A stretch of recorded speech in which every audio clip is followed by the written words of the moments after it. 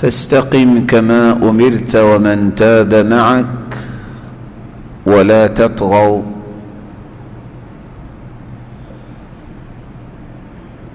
وقال عز من قائل أفحكم الجاهلية يبغون ومن أحسن من الله حكما لقوم يؤمنون وقال تعالى ولن ترضى عنك اليهود ولا النصارى حتى تتبع ملتهم قل إن هدى الله هو الهدى لائق التکریم سامعین مکرم، اللہ ذو الجلال آپ سب کو رحمتوں، برکتوں اور راحتوں اور خوشیوں سے نوازے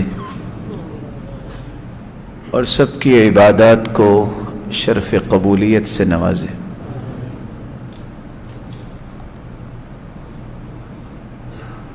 اعمال کی قبولیت یہ صحابہ کرام رضی اللہ عنہم و ارضاہم اور سلف صالحین کے ہاں بہت ہی قیمتی اثاثہ ہوا کرتے تھے۔ اسی لیے عبداللہ ابن مسعود رضی اللہ تعالی عنہ فرمایا کرتے تھے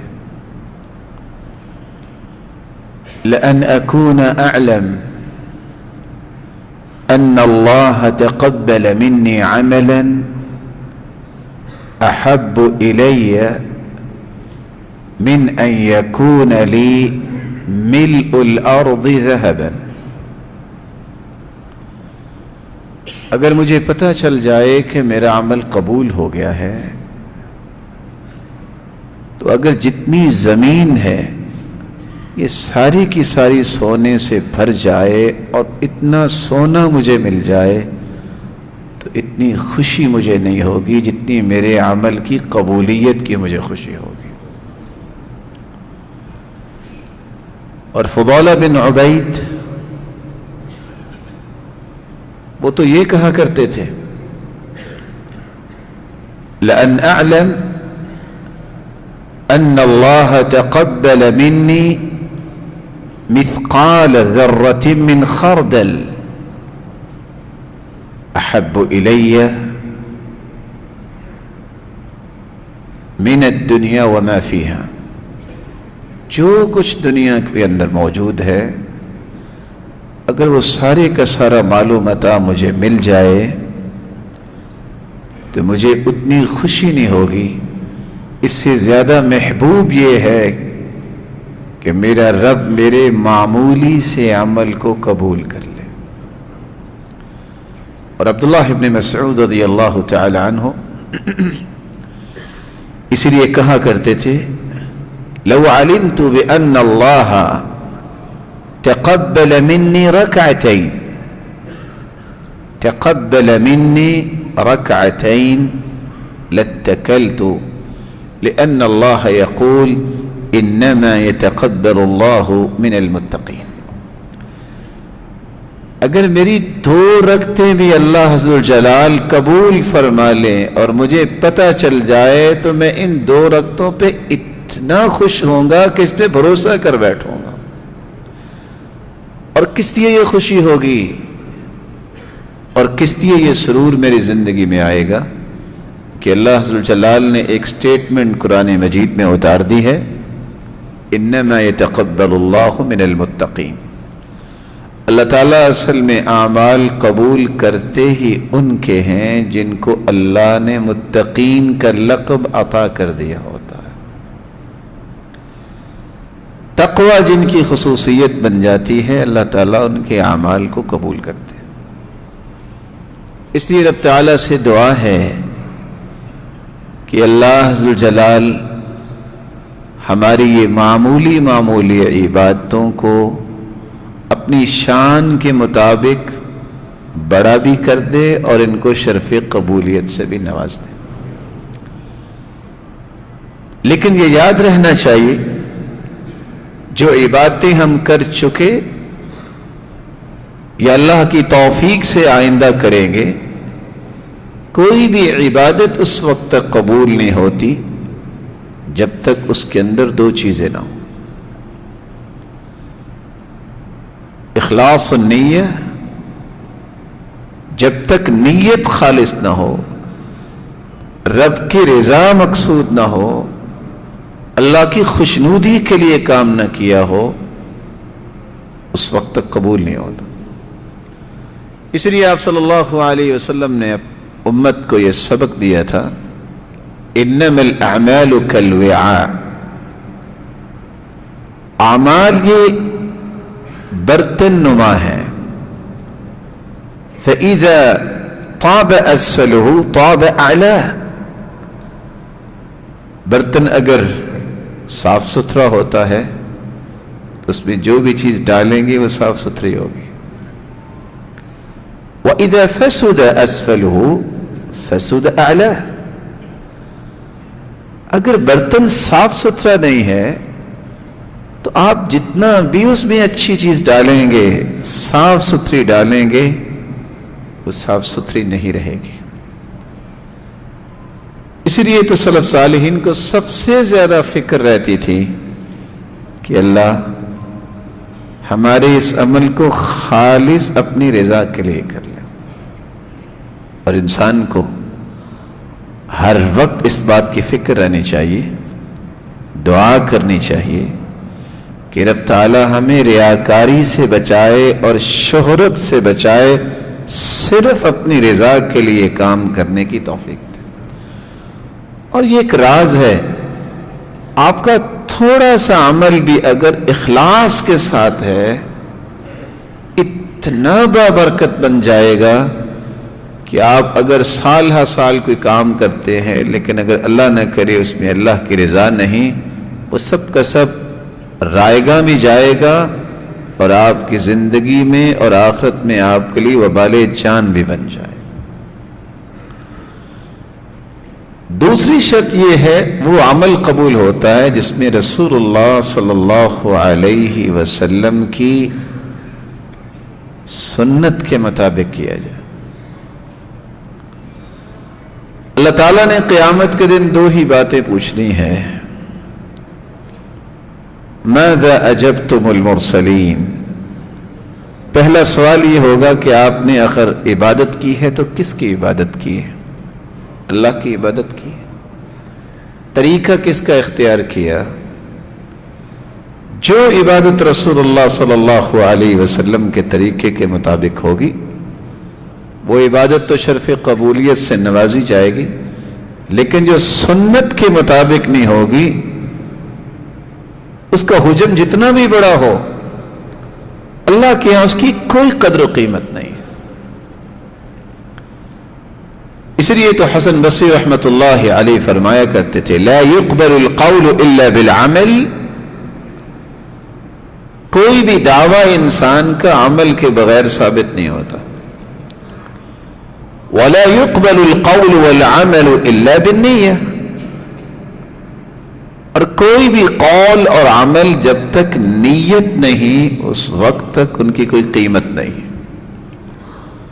ولا يقبل القول والعمل والنية الا باتباع السنة، اور یہ قول اور عمل اور نیت جب تک سنت کے مطابق نہیں ہوں گے اس وقت تک ان کی کوئی قدر و قیمت نہیں. آپ صلی اللہ علیہ وآلہ وسلم نے اس لیے فرمایا تھا من عمل عملا لیس علیہ امرنا فہو رد. کائنات کا نیک سے نیک انسان من عمل، یہاں لفظ من کے ساتھ دنیا کو یہ سمجھا دیا کہ کائن من کان، کوئی بھی انسان جس کو آپ سمجھتے ہوں کہ اس جیسا دنیا میں کوئی انسان نہیں ہے، اگر وہ بھی عمل کرتا ہے اور کوئی بھی عمل کرتا ہے، بڑے سے بڑا عمل بھی کرتا ہے، لیس علیہ امرنا، اگر وہ سنت کے مطابق نہیں ہے تو اس کا نتیجہ کیا ہے؟ فہو رد ای مردود، وہ اللہ کے ہاں قابل قبول نہیں بلکہ مردود ہے. اور آپ صلی اللہ علیہ وآلہ وسلم نے جب یہ الفاظ اپنی زبان اطہر سے بولے ہوں گے جو آج صحیح مسلم میں موجود ہے اور ہم تک بھی پہنچے، اگر صحابہ جن کو اللہ نے سب سے پہلا مخاطب بنایا، آپ صلی اللہ علیہ وسلم نے حکم دیا، جب مدینہ سے نکلے قرع الغمیم پہنچے تو آپ نے فرمایا روزہ افطار کر لو، سفر ہے. تو صحابہ نے روزہ افطار کر لیا، لیکن چند صحابہ نے روزہ افطار نہیں کیا. کس لیے؟ کہ چلو روزے کا بھی اجر لے لیتے ہیں، اور اگر لڑائی کی ضرورت بھی پڑی تو اللہ نے طاقت دی ہے، کوئی بات نہیں. ہیں صحابہ، ساری دنیا کی نیتیں اکٹھی کر لی جائیں تو کسی ایک صحابی کی نیت کو نہیں پہنچ سکتی. ہے روزے کی بات، اور حدیث کہتی ہے ما من عبد يصوم يوما الا باعد الله بذلك اليوم وجهه عن النار 70 خريفا. اللہ کی راہ میں ایک روزہ رکھنا، رمضان کی بات نہیں ہو رہی، نفلی روزہ، یہ بھی اتنی قدر و منزلت والا ہے، اگر 70 سال سفر کیا جائے تو جتنا سفر طے ہوگا رب تعالیٰ اس انسان کو جہنم سے اتنا دور کر دیں گے.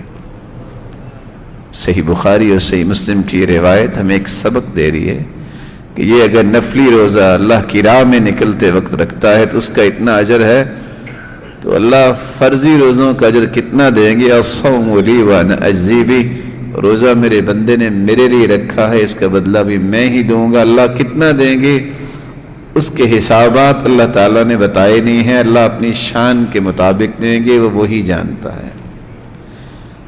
صحابہ ہیں جن کی عدالت و ثقافت کو قرآن نے بیان کر دیا ہے، رضی اللہ عنہم ورضوا عنہ کہہ کے. ان جیسی نیت کی کسی کی نہیں ہو سکتی. اور بات بھی روزے کی ہے، روزہ جو اللہ کے رسول صلی اللہ علیہ وسلم کے ساتھ انہوں نے رکھا، لیکن آپ صلی اللہ علیہ وسلم کے فرمان کے بعد کہ روزہ افطار کر لو، انہوں نے نیکی کی نیت سے ہی روزے کو باقی رکھا. آپ نے 2 مرتبہ یہ لفظ بولا، اولئک العصاة، اولئک العصاة، جن لوگوں نے میری بات نہیں مانی یہ گنہگار ہیں، یہ گنہگار ہیں. یاد رکھیے گا، اگر اللہ کے رسول صلی اللہ علیہ وسلم کی بات کو نیک نیتی سے، نیک عمل کے ساتھ اجتہاد کرتے ہوئے، اچھی رائے پیش کرتے ہوئے صحابی بھی ایسا کرے تو اللہ کے رسول نے ان کو بھی کہہ دیا یہ گنہگار ہے. تو آج ساری رات سجدے میں پڑا رہنے والا اور اپنے ہاتھ میں 100 نہیں، اگر کوئی 500 1000 کی بھی اگر وہ تسبیح اٹھا کے ذکر بھی کرنے والا، اگر وہ سنت کو فالو نہیں کرتا، اللہ کے رسول کو اپنا آئیڈیل نہیں مانتا اور خلاف سنت کام کرتا ہے تو اس کا عمل قبول نہیں ہوگا. اللہ عز و جلال ہمیں اخلاص سے نوازے اور سنت کے مطابق اعمال کرنے کی توفیق عطا فرمائے. اور پتہ ہے اس کا راز کیا ہے؟ اللہ تعالیٰ نے جب سے انسانیت کو پیدا کیا ہے آج تک محمد الرسول اللہ صلی اللہ علیہ وسلم جیسی ذات اللہ نے پیدا ہی نہیں کی. مخلوق میں جس طرح وہ ذات کے اعتبار سے بے مثال ہیں، اپنی ہر بات کے اعتبار سے بھی بے مثال ہیں. اللہ تعالیٰ نے ایسی شخصیت پیدا ہی نہیں کی جو اس شخصیت کے عمل کو اپنے لیے رول ماڈل نہیں سمجھتا، اپنے لیے نمونہ نہیں سمجھتا. وہ میرے رب کو پسند کیسے آئے گا؟ اس کی قدر و قیمت میرے رب کے سامنے ہو کیسے سکتی ہے؟ اس لیے اگر تو آپ نے عبادت سنت کے مطابق کی ہے، رب کی رضا کے لیے کی ہے، فہنی اللہ کو آپ مبارکباد کے مستحق ہے. رب تعالیٰ آپ کو اپنی شان و عظمت کے مطابق ان تمام نیکیوں کا بدلہ آخرت میں بھی عطا فرمائے اور اس کی برکتیں آپ کو دنیا میں بھی دکھائے.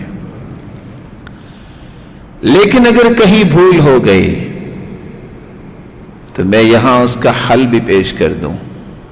رسول اللہ صلی اللہ علیہ وسلم اپنے صحابی کو یہ حکم دے رہے ہیں کہ جب کوئی غلطی گناہ ہو جائے تو تم اچھا وضو کر لیا کرو، پھر 2 رکعتیں پڑھ لیا کرو، 2 رکعتیں پڑھنے کے بعد پھر دعا کیا کرو، اور سچے دل سے اللہ سے معافی مانگتے ہوئے ہاتھ اٹھا کے یہ کہہ دیا کرو رب اغفر لی، رب اغفر لی. یہ 2 مرتبہ آپ کی زبان سے کلمات نکلیں گے. رب تعالیٰ سب سے پہلے تو اپنے فرشتوں کو مخاطب کرتے ہیں اور ٹریلینز فرشتے 7 آسمانوں کے. اللہ فرماتے انظروا الی عبدی،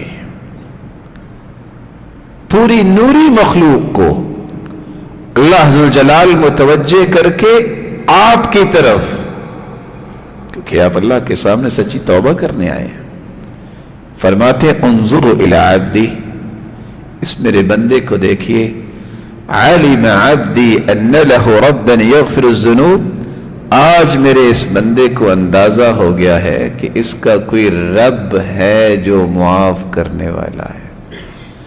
پھر اللہ اپنے بندے سے مخاطب ہوتے ہیں عبدی عبدی اعمل ما شئت فقد غفر لک. میرے بندے خوش ہو جاؤ، تو سچی توبہ لے کے آ گیا، جاؤ تو نے جو کچھ بھی کیا میں نے تجھے معاف کر دیا. اور اگر انسان پیش قدمی کرتا ہے، آئندہ کے لیے پلاننگ کرتا ہے کہ میں نے اب نیک اعمال کرنے ہیں، تو اللہ صرف توبہ کے ساتھ گناہوں کو معاف نہیں کرتے، وہ صلاحیتیں، وہ کوششیں، وہ کاوشیں جو گناہوں پہ لگی سچی توبہ کر لیتا ہے اور آئندہ کے لیے وہ پلاننگ نیکی کی کرتا ہے، تو اللہ ان گناہوں کو بھی نیکیوں میں تبدیل فرما دیتے.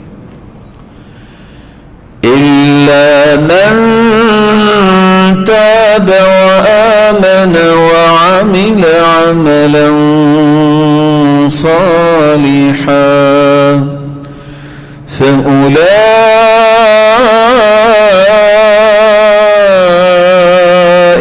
يُبَدِّلُ اللَّهُ سَيِّئَاتِهِمْ حَسَنَاتٍ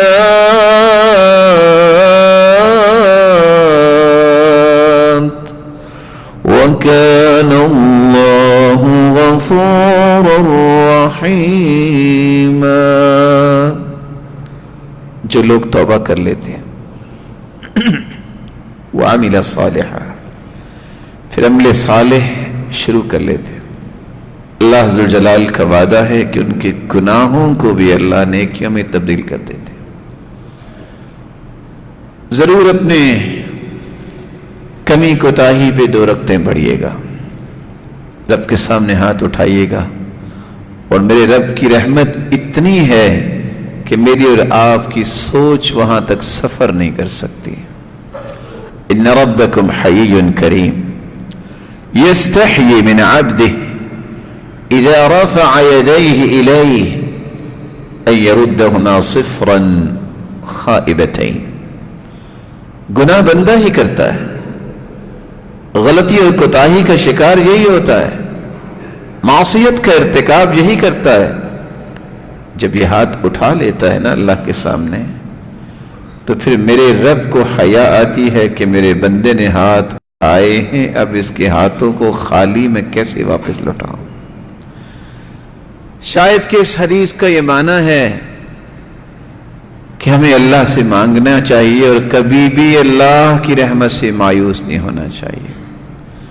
کاش ہمیں مانگنا آ جائے، ہمیں اللہ سے مناجات کرنا آ جائے تو عمر کی بات پھر سمجھ آتی ہے۔ عمر رضی اللہ تعالیٰ عنہ کہا کرتے تھے، لوگوں مجھے کبھی بھی اس بات کا ربانی مسلمان بنا، صرف رمضانی مسلمان نہیں۔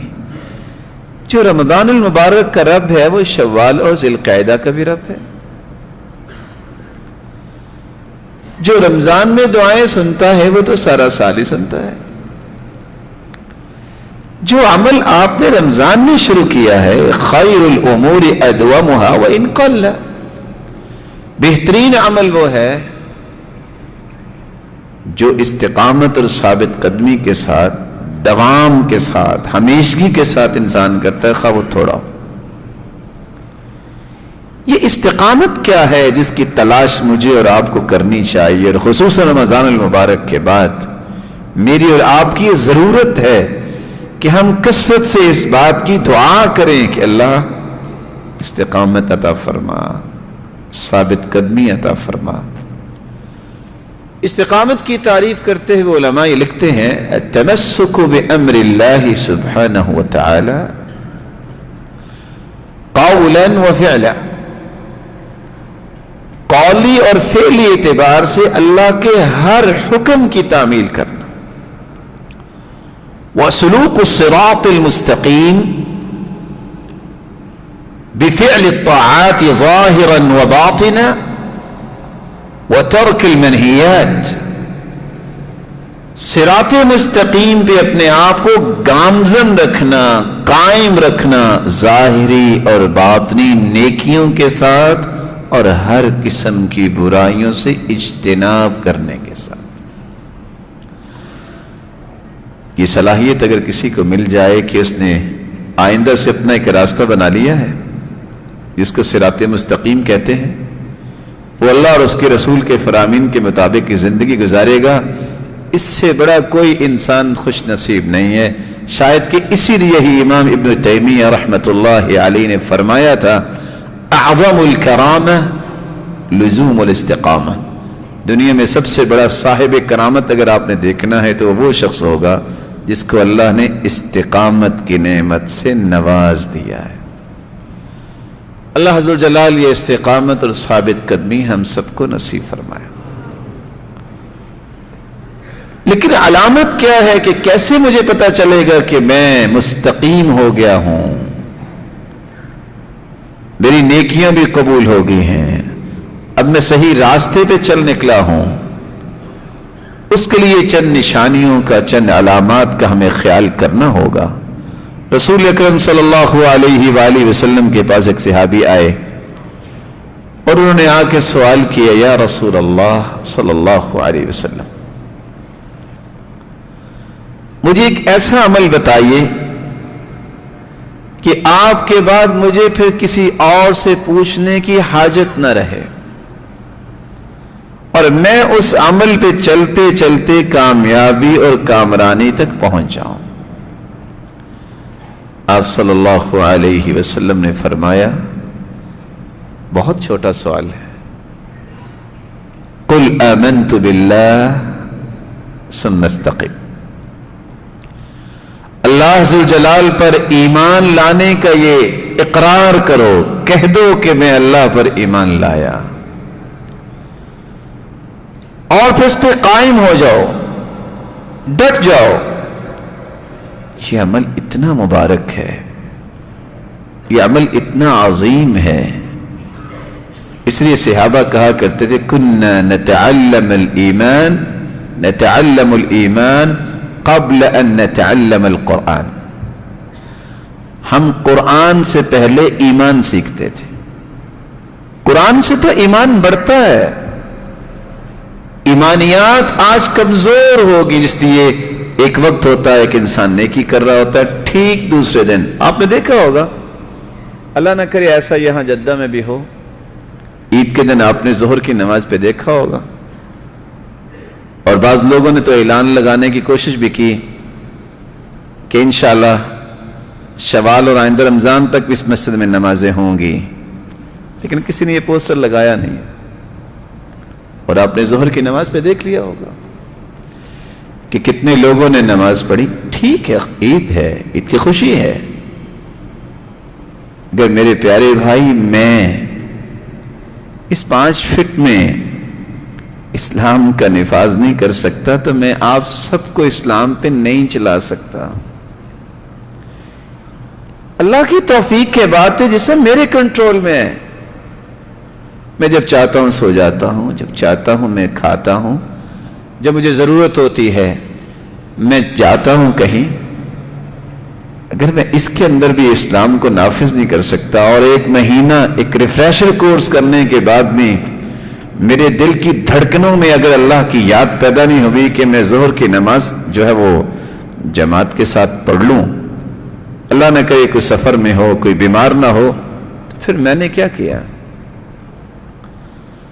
رب پر ایمان جب تک نہیں ہوتا اس وقت تک انسان کی طاقت بنتی نہیں ہے۔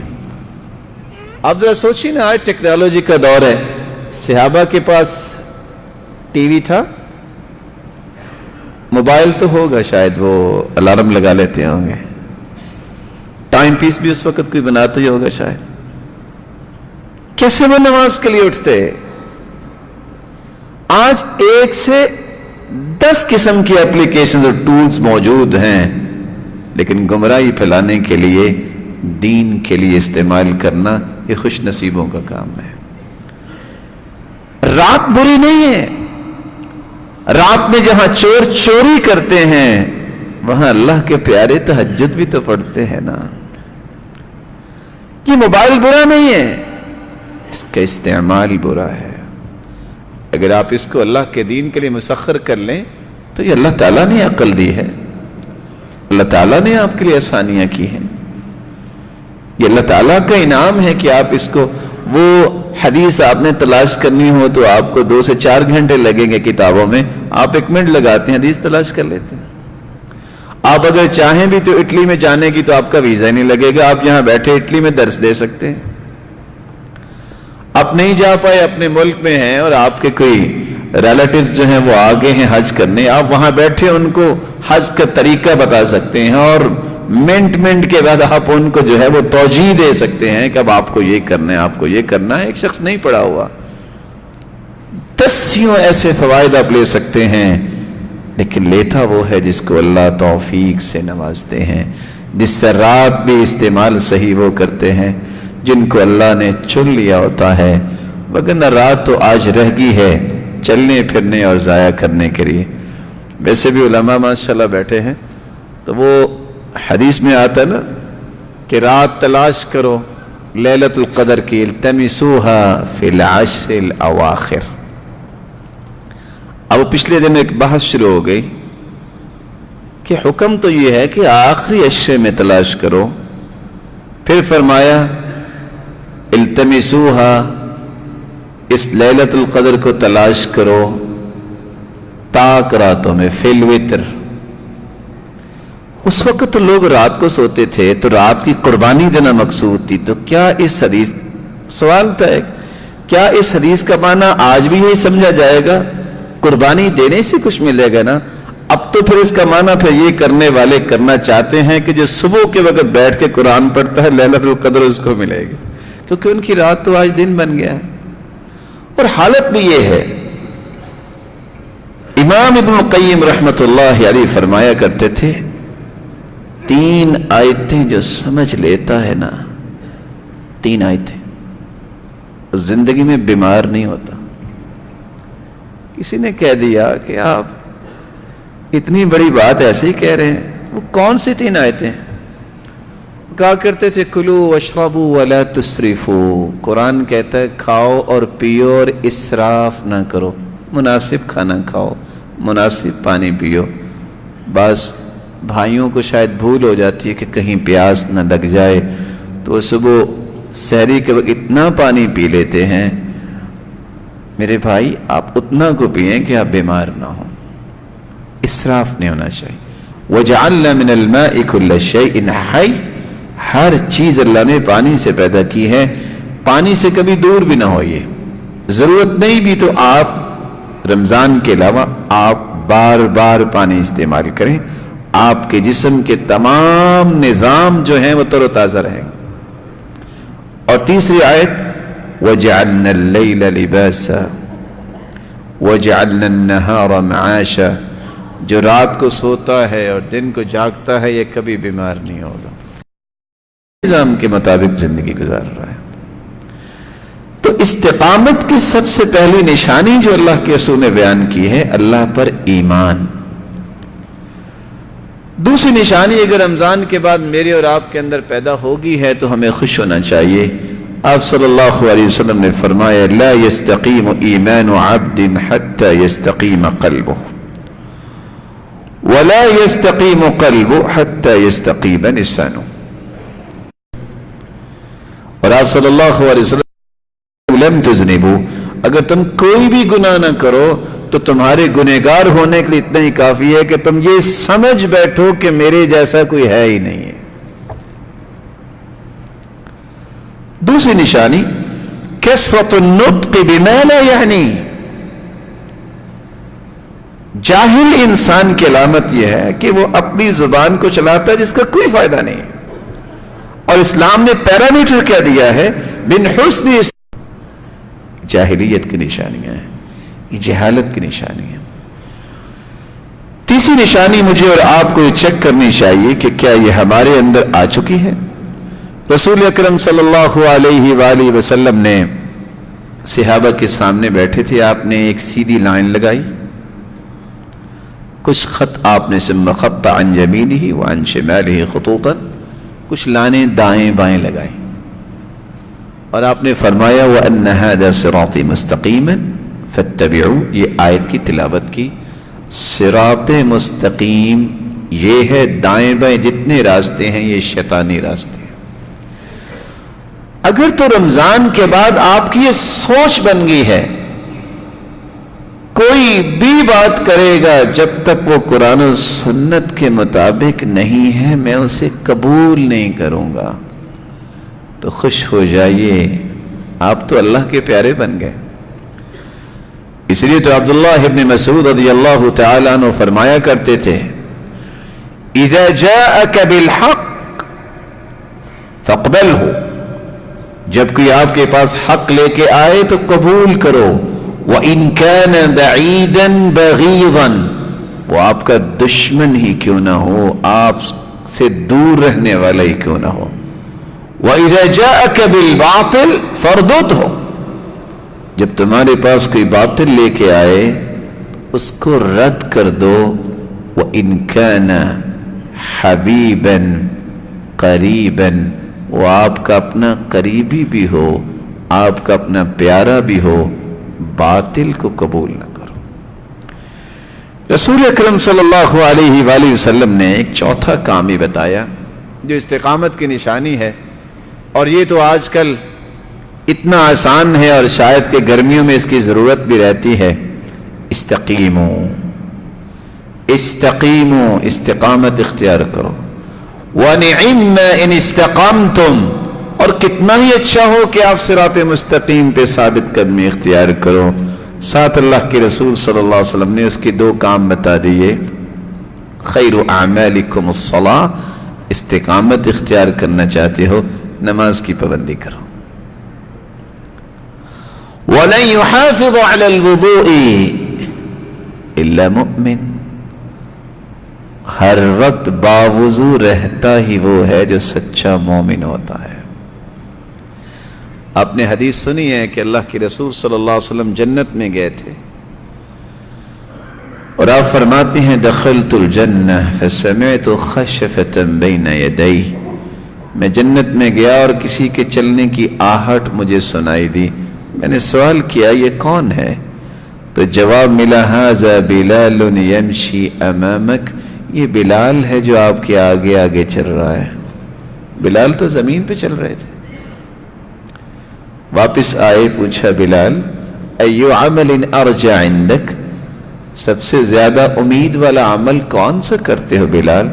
کہا اللہ کے پیارے پیغمبر آپ نے تو بتایا تھا, ما اصابنی حدث قط الا توضأت عنده ولا توضأت الا وصليت عنده ركعتين. میں ہر وقت باوضو رہتا ہوں, جب میرا وضو خطا ہو جاتا ہے تو میں دوبارہ وضو کر لیتا ہوں, اور جب بھی وضو کرتا ہوں 2 رکعتیں پڑھ لیتا ہوں.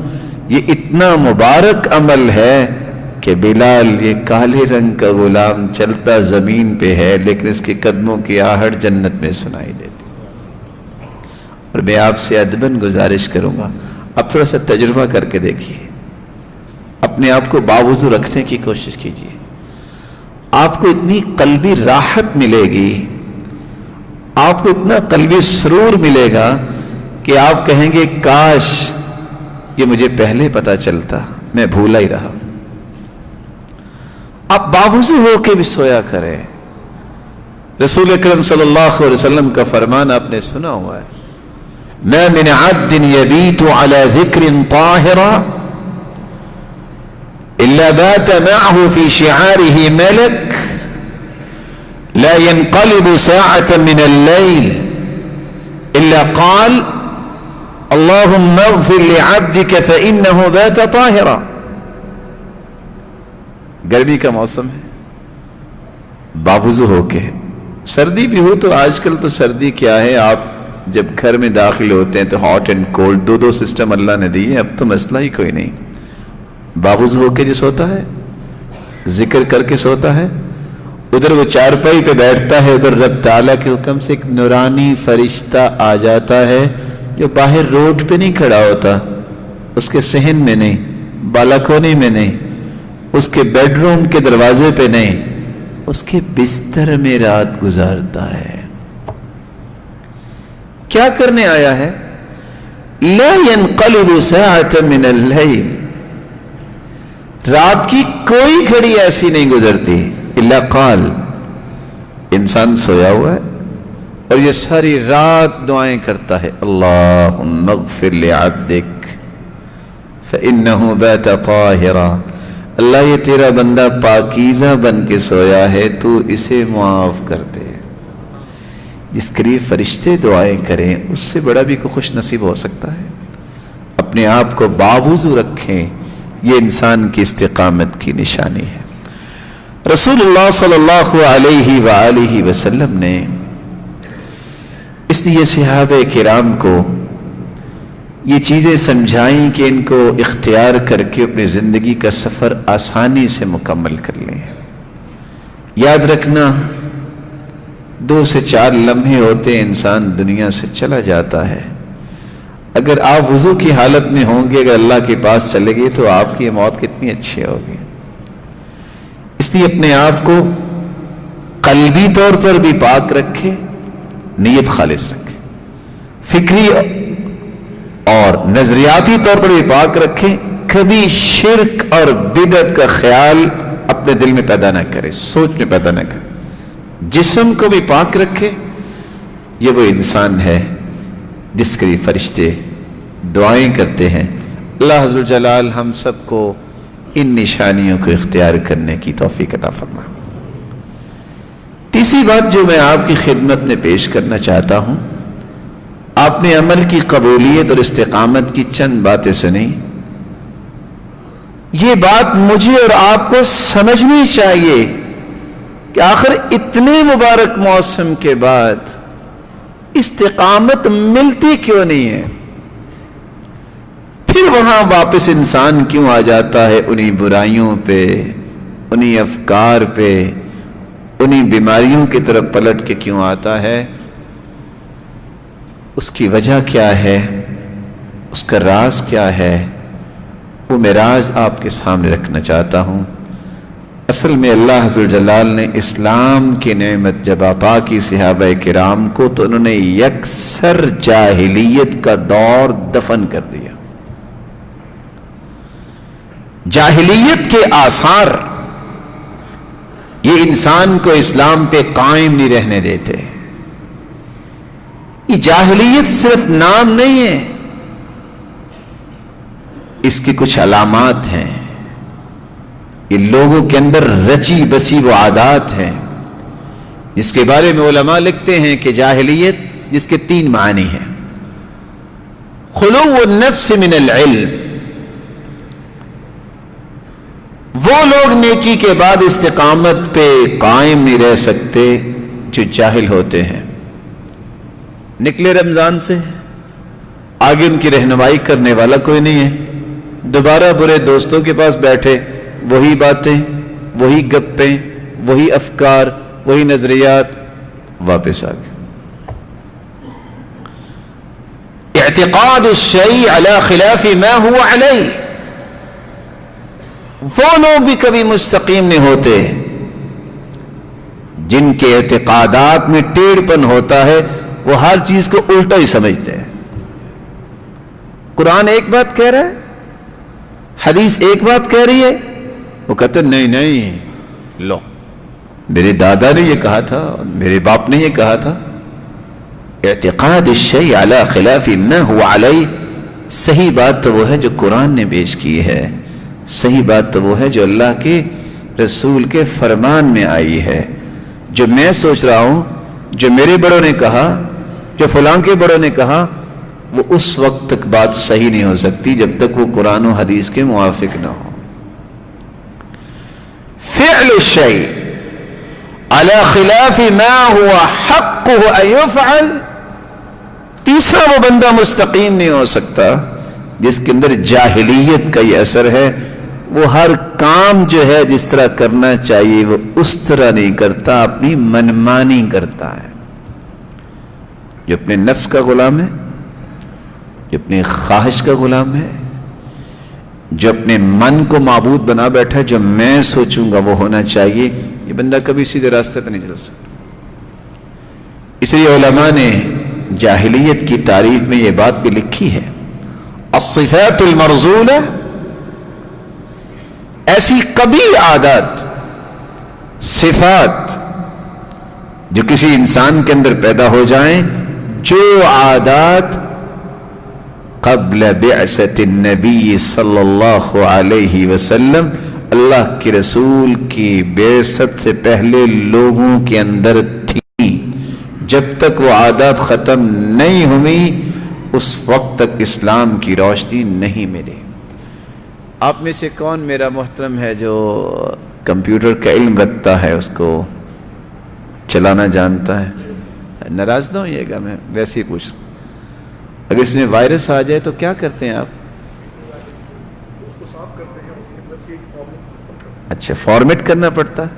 نہیں، صرف اینٹی وائرس سے اس کو کلین کرتے ہیں. اچھا، اینٹی وائرس سے کام چل جاتا ہے، اس کا مطلب چل جاتا ہے. جی یہ اکیلے بھائی بولے ہیں، لگتا ہے کہ اچھا. جب تک وہ وائرس نہ نکلے آپ کوئی کام کر سکتے ہیں؟ کیوں؟ وہ پھر دوبارہ ستائے گا تو کیا ہے، آپ بیٹھے رہیں. اس کو دور کریں گے تکلیف. یہ جاہلیت کے وائرس جب تک نہیں نکلتے انسانی زندگی میں، کبھی اس پہ دینی صبغہ جو ہے، دینی رنگ جو ہے وہ ثابت نہیں رہتا. وہ کون سے وائرس ہیں جاہلیت کے؟ سب سے پہلا وائرس جو آج بھی امت میں موجود ہے، جس وجہ سے لوگ جنہوں نے یہ عادات نہ چھوڑی وہ مسلمان نہیں ہو سکے، عقائد اور نظریات انہوں نے قرآن و سنت کے اختیار نہیں کیے. کسی نے نظریات لے لیے، فلاں نے کہا تھا. کسی نظریات لے لیے، سائنس ہی کہہ رہی ہے. کسی نظریات لے لیے، فلاں کا تو لینتھ ایکسپیرینس ہے. کسی نظریات کس کے لیے؟ وہ تو فلاں بڑا نیک ہے. کیا محمد ایک کریم سے بھی نیک ہے؟ کیا انسان کے تجربات اور مشاہدات اللہ ذل جلال کے احکامات سے زیادہ طاقتور ہے؟ یہ بات سمجھیے. آپ میرے محترم ہیں، اس بات کو مل کے سمجھیے. سورج، چاند، ستارے یہ کس نے بنائے؟ اس وقت بھی کافروں کا، مشرکوں کا عقیدہ تھا کیا عقیدہ تھا؟ ان اہل الجاہلیہ یقولون ان الشمس والقمر لا ينخسفان الا لموت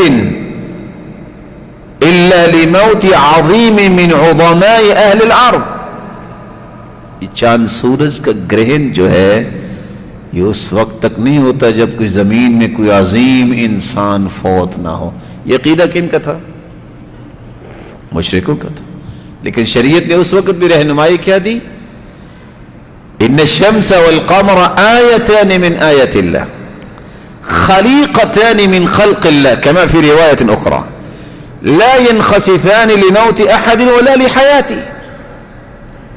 نہ یہ کسی کی موت کی وجہ سے نہ یہ کسی کی ولادت کی وجہ سے سورج اور چاند کو گرہن لگتا ہے.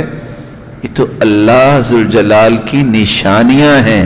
اللہ دکھاتے ہیں کہ اتنے بڑے سورج کی روشنی کو میں 1 منٹ میں ختم کر سکتا ہوں تو تمہاری زندگی کو بھی ختم کر سکتا ہوں. کتنی بڑی روشنی ہے. اور آج نہ جانے شاید کوئی پیمائش سائنسدانوں نے کی ہوگی بیچاروں نے. سورج کی روشنی زمین میں کتنے سیکنڈ میں پہنچتی ہے؟ کیا جی؟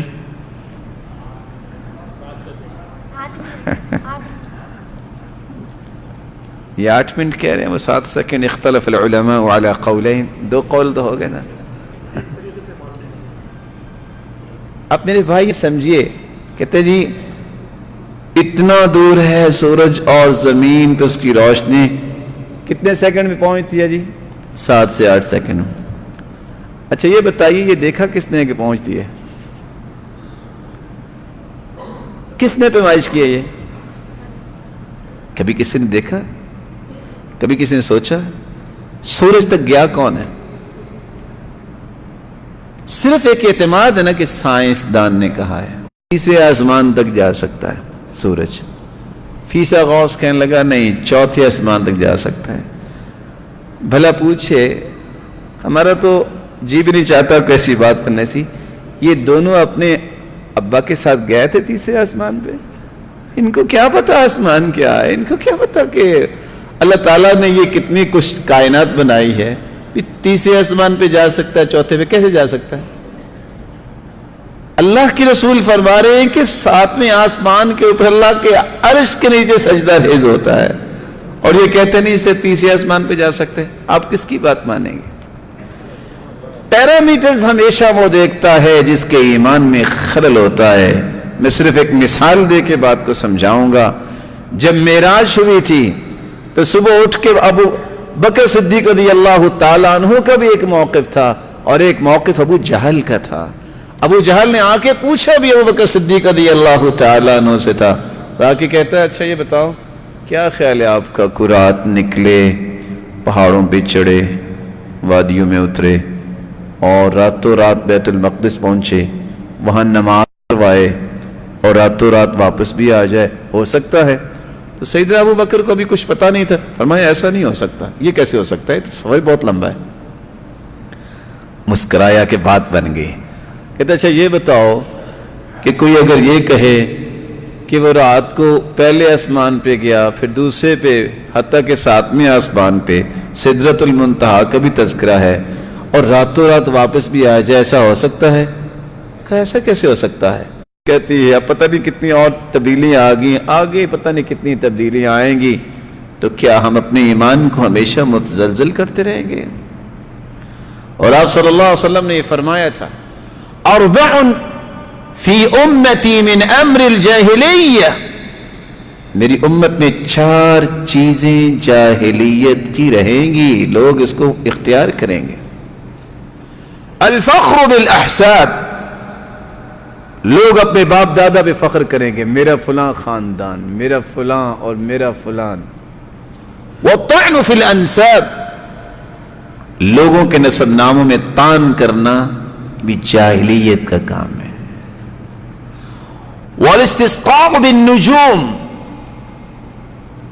ستاروں کو بارش کا سبب سمجھنا کہ ہاں یہ ستارہ یہاں سے یہاں چلا گیا نا، ہاں بارش آئے گی.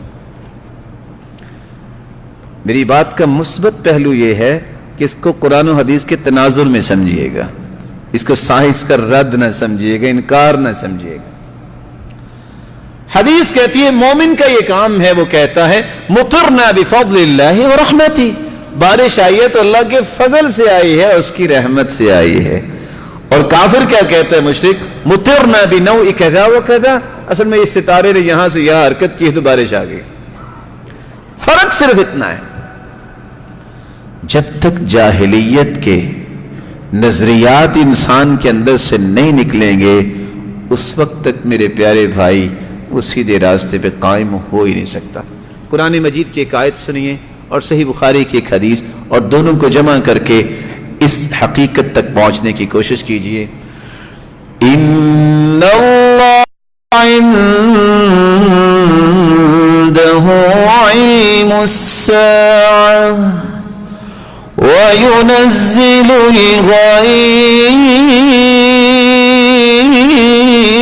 الغيث ويعلم ما في الأرحام وما تدري نفس، بے شک اللہ ذو الجلال اسی کے پاس ہی قیامت کا علم ہے کہ قیامت کب آئے گی۔ وَيُنَزِّلُ الْغَيْثِ، اور وہ بارش کو اتارتا ہے۔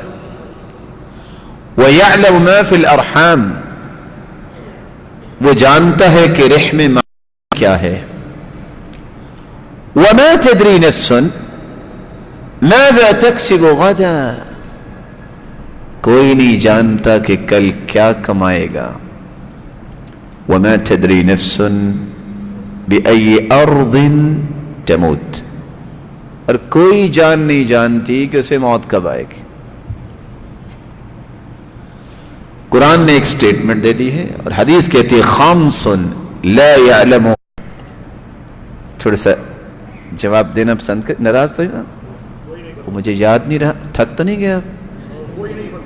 کوئی بتا سکتا ہے؟ وہ سنا تھا کہ 22 دسمبر کو پتہ نہیں کون سا سال تھا، 2012 کو قیامت آنی تھی، اور وہ گورے پانی لے کے بیچارے پہاڑوں پہ چڑھے ہوئے ہیں کہ آج قیامت آ جانی ہے، آئی نہیں، کوئی نہیں جانتا۔ اللہ پھر فرماتے ہیں وَيُنَزِّلُ الْغَيْثِ، بارش نفع مند ہوگی کہ نقصان دہ ہوگی یہ کون جانتا ہے؟ یہ کتنے منٹ اور کتنے سیکنڈ ہوگی یہ کون جانتا ہے؟ کوئی بتا سکتا ہے؟ وَيَعْلَمُ مَا فِي الْأَرْحَامِ، حدیث کی بات کہ کوئی نہیں جانتا، یہ تو الٹرا ساؤنڈ بتا دیتا ہے، بتاتا بھی وہ ہے جو انسان ہے، پیدا کس نے کیا ہے؟ عقل کس نے دی ہے؟ لیکن پھر بھی کیا وہ بتا سکتا ہے کہ یہ پیدا ہونے والا بچہ خوش نصیب ہوگا کہ بدبخت ہوگا؟ رضی اللہ تعالیٰ نے کیا، وگرنہ ابو جہل تو کہہ ہی رہا تھا کیسے ہو سکتا ہے، کہاں بیت المقدس، کہاں آسمان، کہاں؟ لیکن سیدنا ابوبکر صدیق رضی اللہ تعالیٰ نے کیا فرمایا؟ ہو سکتا ہے، کیا ہو سکتا ہے؟ محمد کریم کی زبان سے ہمیشہ سچ نکلا، اور آپ صلی اللہ علیہ وسلم نے فرمایا تھا نا صحابہ کو کہ ایک وقت آئے گا کہ گائے پہ ایک شخص سوار ہوگا تو گائے پیچھے منہ کر کے کہے گی میں تو سواری کے لیے نہیں ہوں، گائے بولے گی میں تو سواری کے لیے نہیں ہوں، اور ساتھ یہ بھی کہا اس پہ میں بھی ایمان لایا، آمن بہ ابو بکر وعمر، میرے باپ کا نام اسلام ہے کیونکہ میرا تعارف اسلام کی وجہ سے ہوا ہے۔ خریدے بھی سیدنا ابو بکر صدیق رضی اللہ تعالیٰ عنہ نے، لیکن سیدنا ابو بکر صدیق رضی اللہ تعالیٰ عنہ ہی کہا کرتے تھے بلال سیدنا، بلال ہمارا سردار ہے۔ ایمان ایسا ہونا چاہیے، میرا دادا ایسا تھا، میرا باپ ایسا تھا۔ رسول اللہ صلی اللہ علیہ وسلم نے فرمایا ان مردوں لوگوں جو جہنم کے کوئلے بن چکے، فخر کرنا نہ چھوڑا تو کیا ہوگا؟ او لیکونن اہون علی اللہ من الجعلان او من الجعلان التي تدفع اللہ عز و جلال اگر تم یہ فخر نہیں چھوڑو گے تو تمہیں اس طرح کا کیڑا بنا دیں گے جس کو جعلان یا جعلان کہتے ہیں، التی تدفع بانفها النتن، جو اپنی ناک سے. میرے پاس طاقت ہے، اللہ نے ایسے ایسے بندے پیدا کیے ہیں، سوچ کے بندے کی سوچ گم ہو جاتی ہے کہ اللہ نے طاقت کتنی دی ہے. کوئی اپنے حسن پہ فخر کر رہا ہے، اللہ نے ایسے ایسے حسین پیدا کیے ہیں کہ انسان وہاں تک پہنچ نہیں سکتا، سوچ نہیں سکتا کہ اللہ نے کیسے حسین پیدا کی. فخر کس بات کا؟ کس بات؟ نیکی کا بھی فخر. کسی چیز کا انسان کو فخر نہیں ہونا چاہیے، بلکہ دعا یہ کرنی چاہیے، یا اللہ اپنی رحمت سے ہمیں معاف کر دے، ہمارے اعمال تو اس قابل نہیں ہے، تیری رحمت کے بغیر ہمارا کچھ بھی نہیں ہے. اور حدیث بھی یہی کہتی ہے نا، يدخل احدكم الجنة بعمله، کوئی شخص عمل کی وجہ سے جنت نہیں جائے گا. صحابہ نے سوال کر دیا، ولا انت یا رسول اللہ، اللہ کے رسول آپ بھی؟ قال ولا انا الا ان يتغمدني الله برحمتي، اگر میرے رب کی رحمت مجھے بھی نہ ملی تو میں بھی نہیں جا سکتا عمل کی وجہ سے. اس لیے اللہ سے دعا کرنی چاہیے، اللہ ہمیں اپنی رحمت کا مستحق بنا دے. رسول اللہ صلی اللہ علیہ وآلہ وسلم نے اس لیے فرمایا تھا کہ ہمیشہ فخر تکبر ہوتا کب ہے؟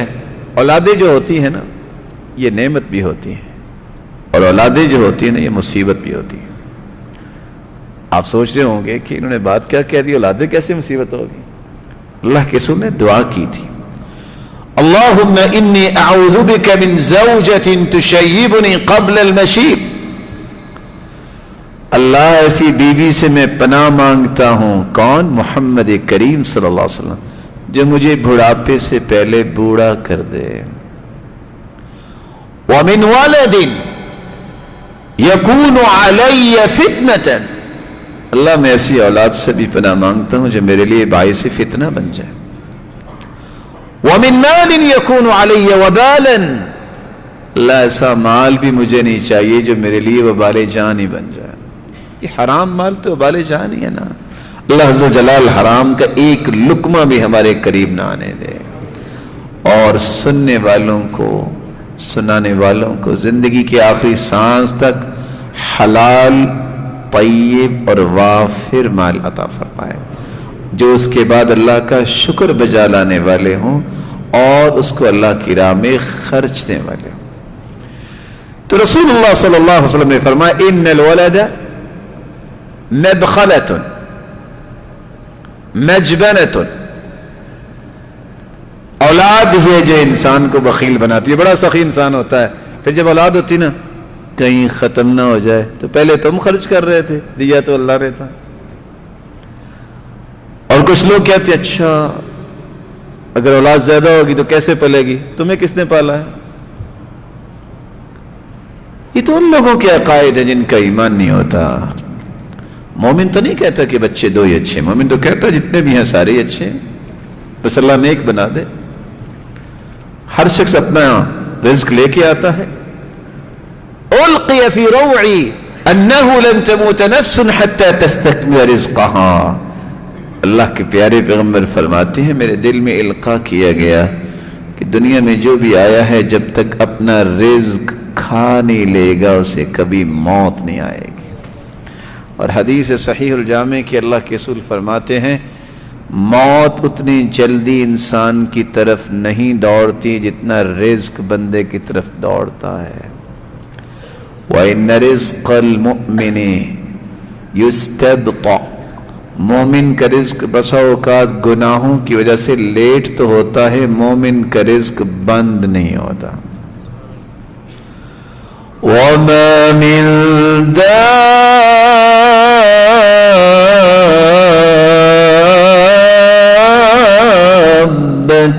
إِلَّا عَلَى اللَّهِ رِزْقُهَا وَمَا مِن دَابَّةٍ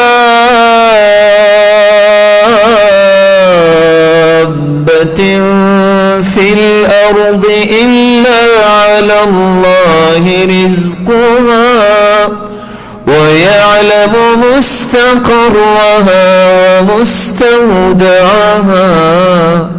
كل في كتاب مبين. زمین پہ جو بھی کائنات چلنے والی ہے اللہ تعالیٰ نے اس کی روزی کا ذمہ اٹھا لیا ہے. رزق کس نے دینا ہے؟ اللہ نے دینا. ایک میں جملہ آپ کے سامنے پیش کرنے لگا ہوں، ذرا غور کیجئے گا. دنیا جہان کی احتیاط کر لیں، آپ کی موت لیٹ نہیں ہوگی. دنیا جہان کی بے احتیاطی کر لیں، آپ کی موت پہلے نہیں آئے گی. ایک وقت ہے، جو چاہے آپ جتن کر لیں ملے گا وہ جو اللہ نے لکھا ہے، اس سے زیادہ نہیں مل سکتا. اور جو اللہ نے دینا ہے وہ آپ کو پتہ ہی نہیں چلے گا کہ کیسے آ گیا. یہ ایمان اور یقین جب تک نہیں ہوتا نا، بندے کو زندگی میں چین آتا ہی نہیں ہے. وہ حسن بصری رحمت اللہ علیہ لکھنے والے لکھتے ہیں، امام شافعی نے بھی خیر کہہ دیا کہ بولتے تو حسن ہیں، زبان سے نکلنے والے کلمات بتاتے ہیں کہ یہ نبوت کی زبان بولتا ہے. اس نے ضرور سبق لیا ہے، کیونکہ ام سلمہ رضی اللہ تعالیٰ عنہ نے ان کو پالا بھی تھا اور پیار بھی دیا تھا. کسی نے ایک دن پوچھا کہ ہم نے زندگی میں آپ کو کبھی پریشان دیکھا ہی نہیں ہے، میں سر زہدک، آپ اتنے زائد ہو، آخر تو انسان ہو، پتھر کے تو نہیں بنے ہوئے، آپ کی بھی ضروریات ہیں، آپ کی بھی سوچیں ہیں، آپ کے بھی افکار ہیں، راز کیا ہے؟ انہوں نے مسکرا کے 4 راز پیش کیے تھے. کہتے علمت بأن رزقی لن یأخذہ غیری فاطمئن قلبی لہ. لوگوں کو یقین نہیں ہے، مجھے تو یقین ہے جو میرا رزق ہے وہ مجھے مل کے رہے گا، میرا دل مطمئن رہتا. وعلمت بأن عملی لن يقوم به غیری فاشتغلت به. مجھے یقین ہو گیا کہ میرا کام، میری عبادت، ذمہ داری میں نے ہی کرنی ہے. میں اپنے کام میں لگا رہتا ہوں. یہ تو نہیں ہو سکتا کہ میں ظہر کی نماز کو، اچھا بھائی ذرا میں مشغول ہوں آپ پڑھ دیں، اچھا عصر کی آپ پڑھ دیں. اگر ایسا ہوتا تو مالدار تو اس طرح نمازیں تقسیم کیے رکھتے. میری ذمہ داری میں نے کام پورے کرتا. وعلمت بأن الله مطلع علي فاستحييت أن أقابله على معصية. لوگوں کو یقین نہیں، اس لیے جب وہ شام عشاء ہوتی ہے، بلکہ آئے تو شام عشاء کا بھی انتظار نہیں ہوتا، کمرے میں گئے، دروازہ بند کیا، کون دیکھ رہا ہے، موبائل کھولا، جو چاہے دیکھ لے. مجھے یقین ہے کہ میں انا تحت الرصد الالہی میں اللہ کی ریڈار کے نیچے ہوں. ایک ایک لمحہ اللہ عز و جلال کے اس بندے نے کیا کہا مجھے پتا ہے. میری موت کسی وقت بھی آ سکتی ہے، میں اس موت کی تیاری کرتا رہتا ہوں. اس وقت تک استقامت نہیں مل سکتی میرے پیارے بھائی جب تک یہ یقین نہیں ہوتا جو اللہ کے رسول نے یقین دلا دیا ہے. یہ بیٹوں کی وجہ سے، اولادوں کی وجہ سے بندہ بخیل ہوتا ہے. مجبنتن، بندہ بڑا قوت والا بہادر ہوتا ہے. بزدل بناتی ہیں تو اولادیں. مجہلتن، جاہلیت اور جہالت پہ اترتا ہے تو اولادوں کی وجہ سے بندہ بڑا ٹھیک کام کر رہا ہوتا ہے. یہ اللہ کے رسول صلی اللہ علیہ وآلہ وسلم نے فرمایا تھا. محزنتن، بڑا بندہ غم اور فکر کا خیال ہی نہیں کرتا، اولادیں آتی ہیں تو وہ غم میں نڈھال ہو جاتا ہے. کاش وہ اس وقت بھی اللہ پہ ایمان رکھے، کہیں اولاد ہے میں کوشش کروں گا، لیکن ان کی قسمت ہے. نبی نوح علیہ السلام سے بڑھ کے تو کوئی نہیں تھا، لیکن بیٹا نہیں مانا. اور کیوں نہیں مانا؟ وہاں بھی شریعت نے کیا ہے، نص کو چھوڑ کے عقل کو ماننے والا ہمیشہ غرق ہی ہوتا ہے. یا بنی ارکم معنا ولا تکن مع الکافرین. کشتی اللہ کے حکم سے بنائی تھی، باپ کہہ رہے بیٹا کشتی میں آ جاؤ، یہ کافروں کے ساتھ نہ جاؤ. بینہما الموج فکان من المغرقین. قال سآوی الی جبل. ابا جان آپ کہہ رہے ہیں کشتی پہ، یہ پانی نہیں، میں پہاڑ پہ چڑھ جاؤں گا، دیکھو کتنا اونچا پہاڑ ہے، وہاں پانی آ سکتا ہے۔ اس بچے کو کیا پتا کہ جب رب کا عذاب آتا ہے تو پہاڑ بھی تو رب نے بنایا نا، یہ کیسے بچ سکے گا؟ عقل کو نص کے خلاف جب استعمال انسان کرتا ہے، ایک طرف نبی کی بات ہے، دوسری طرف اپنے اندازے ہیں، اپنے پیرامیٹرز ہیں، یہاں تک پہنچ گئی ہے لسانی عصبیت، ملکی عصبیت، صوبائی عصبیت، تحریکی عصبیت اور رنگ و نسل کی عصبیت، یہ جاہلیت کا کام، ایک ہندوستان کا، ایک پاکستان کا، ایک ملائیشیا کا ہے، ایک برونائی کا مسلمان ہے، وہ میرا محترم ہے۔ عصبیت کیسی؟ اس کا رنگ کالا ہے، کس نے بنایا ہے؟ یہ فلاں ہے، یہ فلاں جماعت کا ہے، مسلمان ہے نا، میرا محترم ہے۔ اگر اس میں کمی کوتاہی ہے، آپ اس کے پاس بیٹھو نا، اس کو احترام سے اور اس کو نرمی سے، اس کو پیار سے۔ کسی کے ساتھ غصہ کرتا ہے، یغضب لعصبہ مات میتۃ جاہلیہ، اگر یہ مر جاتا ہے تو جاہلیت کی موت مرے گا، یہ اسلام کی موت نہیں مرے گا۔ آپ نے اپنی قبر میں جانا ہے، آپ یہ دیکھیے کہ مجھے نیکی کی بات کرنی ہے۔ اور ابن القیم رحمت اللہ علیہ فرماتے تھے جاہلیت اس کے مختلف انداز ہیں،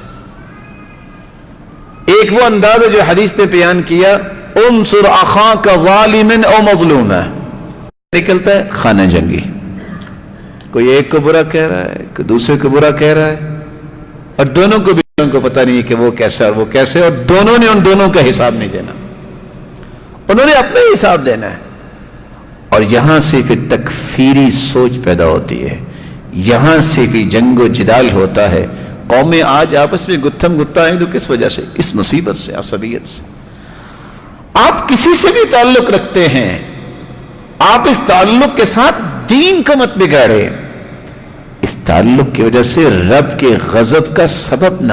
گالی دینا یہ صرف بالوں کو مونڈنے والی نہیں، انسان کا مونڈ دیتی ہے۔ جانتے ہیں عبداللہ ابن عمر کون تھے؟ اتنے پیارے صحابی جو سنت پہ سب سے زیادہ عمل کرنے والے تھے، لیکن حجاج بن یوسف سے بڑھ کے کوئی ظالم تھا؟ اور لکھنے والوں نے لکھا ہے کہ 1,00,000 لوگوں کا قاتل تھا، لیکن عبداللہ ابن عمر ان کے پیچھے نماز پڑھتے تھے۔ میں اور آپ عبداللہ ابن عمر سے زیادہ نیک ہیں؟ جانتے ہیں آپ تاریخ کے اوراق کے جب امام احمد بن حنبل رحمہ اللہ تعالی فوت ہوئے، اور ساتھ یہ فرمایا بہت ہو سکتا ہے اللہ عز و جل اس میں خیر پیدا کر دے، ہو سکتا ہے اللہ تمہیں اچھا دے دے، یا اللہ عز و جلال تمہیں اس کے بدلے قیامت کو کتنا بڑا انعام دینے والا، تمہیں اپنے پاس بلا لے۔ اور اللہ کے رسول نے فرمایا تھا ایک وقت آئے گا ترجیحات ہوں گی، کہ اللہ کے رسول ہم کیا کریں؟ فرمایا تؤدون الحق الذی علیکم وتسألون اللہ الذی لکم، جو تمہارے حقوق ہیں وہ اللہ سے لو، جو تمہاری ذمہ داری تم اپنی ذمہ داریاں پوری کرو۔ عصبیت کی بنیاد پہ اپنے جاہلیت کے اندر شخص کو اپنی طاقت پہ اور اپنی اولاد کی طاقت پہ ناز تھا کہ مجھے بیٹے نوجوان ملے، وہ اپنی بیوی سے ہی کہہ دیتا استبضعی من فلان، جو فلاں پہلوان کے گھر چلی جاؤ، نعوذ باللہ من ذالک، جب امید سے ہو جاؤ تو واپس آ جاؤ۔ جاہلیت میں یہ ہوتا تھا لوگ آپس میں بیویاں تبدیل کر لیا کرتے تھے، اور آج امت میں ایسے لوگ بھی آ گئے جنہوں نے ایک دن رکھا ہوتا ہے کہ بس آج ہم نے جو ہے وہ وَلَعَنَ اللَّهُ الْمُحَلَّلَ حَلَّلَ لَهُ، حلالہ کرنے والا بھی لانتی ہے اور جس کے لیے کیا گیا وہ بھی لانتی ہے۔ اور آج امت کو دیکھ لو، کوئی اپنی عزت بھی کسی کے ہاتھ میں دیتا ہے؟ پتہ ہے یہودیوں کو مدینے سے کیوں نکالا؟ ایک صحابی اپنی بیوی کو لے کے زرگر کی دکان تک پہنچا، بیوی کو باہر بٹھایا، اس نے کچھ سامان خریدا۔ یہودی شروع سے ہی شرارتی ہیں، حاقد ہیں مسلمانوں پہ، جن کی میں بھی بات کروں گا۔ یہ اللہ کی حدیں ہیں، تو جو تیری اولاد ہے وہ کہاں جائے گی؟ وراثت اور اس طرح کی دسیوں چیزیں، یہ عورت کے ساتھ ظلم جاہلیت میں ہوتا تھا۔ اور آج جاہلیت کا ایک اور نشانہ بھی ہے، باپ ہے اس کی اولاد ہے، بیٹیاں بھی ہیں بیٹے بھی ہیں. جاہلانہ تصور کیا ہے؟ یہ تو میرا خون ہے، یہ میرا خون نہیں ہے. کیسے آپ کو خون نہیں ہے؟ اللہ کے رسول کے کوئی کہا کہ عورت جب ماں بن جائے تو اس کے قدموں کے نیچے جنت ہے. وگرنہ حالت کیا تھی جاہلیت میں؟ چھت تک یہ مقام جو دین نے دیا ہے، اس مقام کو امت نہیں سمجھتی، اس وقت تک سیدھا راستہ ممکن نہیں ہے. کیونکہ یہ اصول جاہلیت کے، اور آپ نے خطبہ حجۃ الوداع کے موقع پہ یہ کہہ دیا تھا کل امر من امور الجاہلیہ موضوع تحت قدمی. جاہلیت کے ساتھ اسلام آزادی کا قائل ہے. اسلام نے تو اپریشیٹ نہیں کیا غلامی کو. اسلام نے تو کتنے طریقے نکالے ہیں، غلطیں بیان کی ہیں. لیکن یہ آزادی کا لفظ بول کے دنیا کو سبق کیا دیا جاتا ہے، یہ اصل میں یورپ سے آیا ہے. ریگارڈ جب آیا ہے اور کانٹ جب آیا ہے مستشرقین میں سے، یہ فکر انہوں نے دیا، وہ فکر دنیا میں لانے کی کوشش کر رہے ہیں. ہم اللہ کے بندے ہیں، عبدیت اور عبودیت کے بغیر ہماری کوئی قیمت نہیں ہے. آپ پرانی انجیل بھی محفوظ فرمائیں. دوسرا نعرہ کا لگایا جا رہا ہے مساوات ہونی چاہیے. پتہ ہے اس کا معنی کیا ہے؟ اسلام دین عدل ہے. اسلام دین عدل ہے. شیخ محمد بن صالح عثیمین کہا کرتے تھے یہ نہیں کہنا چاہیے کہ اسلام مساوات کا دین ہے، کہنا چاہیے اسلام دین عدل ہے. دین عدل کا مطلب یہ ہے ہر ایک کو پورے حقوق ملنا. مساوات کا مطلب یہ ہے کہ کسی کا 7 فٹ ہم جو بات کرتے ہیں ان کے برابر ہے. اصل میں وہ مساوات یہ لانا چاہتے ہیں، اور نوجوان سمجھنے سے قاصر. تیسرا جو جاہلیت کا نعرہ ہے وہ ہے رواداری ہونی چاہیے. رواداری سے مراد کیا ہے؟ برداشت کرو. ٹالرنس اسلام کا حکم ہے، لیکن رواداری کس بات کی؟ رواداری یہ ہے کہ آپ کسی سے بد اخلاقی نہ کریں. کوئی آپ سے زیادتی کرتا ہے تو برداشت کریں. یورپ رواداری کا معنی یہ سمجھتا ہے کہ عیسائی اور یہودی اور مسلمان تینوں ایک جیسے ہیں، کوئی فرق نہیں ہے.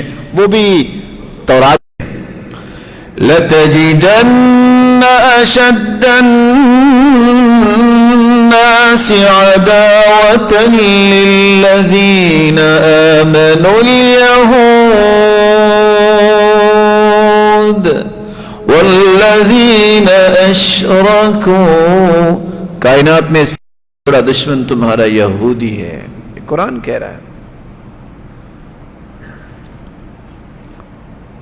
کال بکائی مسلمان ہوا تو کیوں ہوا تھا؟ اسی آیت کو پڑھ کے کہتا ہے میں نے تاریخ کا مطالعہ کیا ہے، 1400 سال ہو گئے اس آیت کو نازل ہوئی، آج تک ہم نے ایک دن بھی مسلمانوں کے بارے میں محبت کے جذبات رکھے ہی نہیں ہیں. اس لیے سچا قرآن ہے، میں مسلمان ہوتا ہوں. رسول اکرم صلی اللہ علیہ وسلم نے یہ ساری باتیں اس وقت صحابہ جاتا ہے الا کان من اہل النار، یہ جہنمی ہے. یہ کیسے ہو سکتا ہے کہ اللہ کا قرآن اور اللہ کے رسول کے فرامین کو چھوڑ کے کہیں کہ رواداری یہ ہے کہ سب کو سینے سے لگا لو، مسلمانوں کو سینے سے لگاؤ. غلطی کوتاہی اگر کسی سے ہو سکتی ہے مجھ سے بھی ہو سکتی ہے، برداشت کرنا سیکھو. لیکن کافر و مسلمان ایک نہیں ہو سکتے. چوتھا نعرہ جو جاہلیت کا ہے، جس پہ میں اپنی بات کو ختم کر رہا ہوں، جاہلیت کا یہ نعرہ اس وقت بھی تھا ترقی ہونی چاہیے. مسلمان بھی ترقی چاہتے ہیں. جب بھی ترقی کی بات ہوتی ہے سارے اچھلتے کہتے ہیں ترقی ہونی چاہیے. لیکن ترقی سے مراد کیا ہے؟ ہم کہتے ہیں ترقی ہو عثمان بن عفان جیسی، ہم کہتے ہیں ترقی ہو عبد الرحمن ابن عوف جیسی، جن سے کسی نے پوچھا تھا کہ تم تو سب کچھ لٹا کے آئے تھے مکہ، تمہیں اللہ نے اتنا مال کیسے دے دیا؟ اور راز ہی بتا دو اپنی تجارت کا. تو انہوں نے 3 راز بتائے تھے کہ زندگی گزر گئی ہے، کبھی تجارت کی وجہ سے نماز با جماعت نہیں چھوڑی، کبھی آج تک میں نے زندگی میں تجارت میں جھوٹ نہیں بولا، کبھی میں نے تجارت کو اپنے لیے نشہ اور ہرس نہیں بنائی، میں سنت سمجھ کے تجارت کرتا. اللہ نے عقل کتنی دی تھی؟ کہتے تھے میں 3 دن سے زیادہ جانور کو اپنے پاس نہیں رکھتا. ایک دن 1000 اونٹ خریدے، 3 دن گزر گئے، کوئی کلائنٹ نہیں آیا, ایک آ کے کہتا ہے جتنے کے خریدے اتنے کے پر وَيُذْكَرَ فِيهَا اسْمُهُ يُسَبِّحُ لَهُ فِيهَا بِالْغُدُوِّ وَالْآصَالِ رِجَالٌ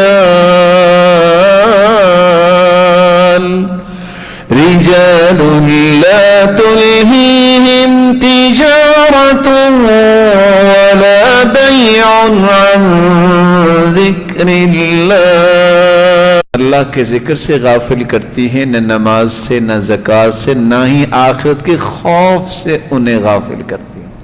یورپ ترقی کیا چاہتا ہے؟ یورپ کہتا ہے جس کی بڑی گاڑی ہوگی, جس کا بینک بیلنس ہوگا, اور اس کے ساتھ ساتھ جو لینڈ لارڈ ہوگا وہ نماز پڑھے نہ پڑھے, اس کی بیوی حیا والی ہے یا نہیں, اس کو بھی بازار لاؤ.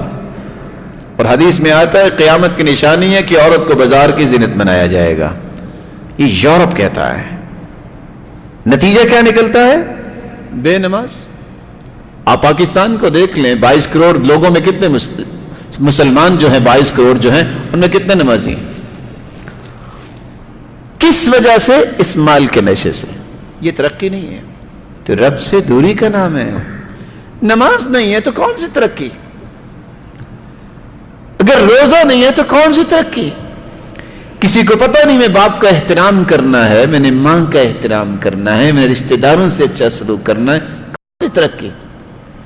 ترقی کبھی بھی اللہ کے رسول میرے گھر سے نہیں نکلے. جب بھی نکلتے تو آپ اپنی نظریں آسمان کی طرف اٹھا کے یہ دعا ضرور پڑھتے, اللہم انی اعوذ بک ان اضل او اضل او ازل او ازل او اظلم او اظلم او اجہل او یجہل علیہ. یا اللہ میں تیری پناہ میں آتا ہوں, نہ میں کسی کو گمراہ کروں نہ مجھے کوئی کرے. پڑھتے رہنا, یہ سونے اور چاندی سے بھی بڑا خزانہ اللہ تمہیں عطا کر دیں گے. اور وہ کون سا خزانہ ہے؟ اللہم انی اسألک الثبات فی الامر, یا اللہ دین میں ثابت قدمی عطا فرما دے. والغنیمت علی الرشد, یا اللہ رشد و ہدایت یہ میری قسمت میں لکھ دے. واسألک موجبات رحمتک, اللہ میں تجھ سے سوال کرتا ہوں ہر اس چیز سے جس سے تیری رحمت کا میں مستحق بن جاؤں. مغفرتک, اللہ ایسے اعمال کی توفیق عطا فرما جس سے میرے گناہوں کی بخشش ہو جائے. واسألک شکر نعمتک, اللہ میں تجھ سے سوال کرتا ہوں مجھے نعمتوں پر شکر کرنے کی توفیق عطا فرما. وحسن عبادتک, اللہ میں تیری خوبصورت عبادت کر سکوں, میں تجھ سے سوال کرتا ہوں. واسألک قلبا سلیما ولسانا صادقا انک انت علام الغیوب, اللہ تو ہی علام ہے, سب کچھ جاننے والا اور غیب کی خبر رکھنے والا ہے. یہ دعا جو ہے سونے اور چاندی کے خزانوں سے بھی بڑی دعا ہے. اور آپ صلی اللہ علیہ وآلہ وسلم نے یہ دعا بھی امت کو سکھائی جو کرنی چاہیے. رب اغفر لی خطیئتی و جہلی, اللہ میرے گناہوں کو بھی معاف فرما اور میری جہالتوں کو بھی معاف فرما. واسرافی فی امری کلی, اور کسی بھی کام میں نے زیادتی کی ہے تو میرے مالک تو مجھے معاف فرما دے. وما انت اعلم به منی, اللہ تو جانتا ہے میں نے کیا کیا گناہ کیے ہیں, میں کبھی گناہ کر کے بھول بھی جاتا ہوں, میرے مالک تو مجھے وہ بھی معاف فرما دے جو تو جانتا ہے. اللہم اغفر لی خطایائی وعمدی وجدی, اللہ میری غلطیوں کو بھی معاف فرما اور جان بوجھ کے گناہ جو کیے وہ بھی معاف فرما. وجہلی, انجانے میں گناہ کر بیٹھا وہ بھی معاف فرما. وجدی, اور میرا ارادہ تھا میں نے گناہ کرنا ہے, میں بھول کے وہ بھی کر بیٹھا تو وہ بھی معاف فرما دے. وَكُلُّ ذَلِكَ عِنْدِي, اللہ یہ ساری قسم کے گناہوں کا میں مرتکب ہوا ہوں. اللہم اغفر لی ما قدمت وما اخرت, اے اللہ تو وہ بھی گناہ معاف فرما دے جو میں پہلے کر چکا, اے اللہ جو بعد والے ہیں وہ بھی معاف فرما دے.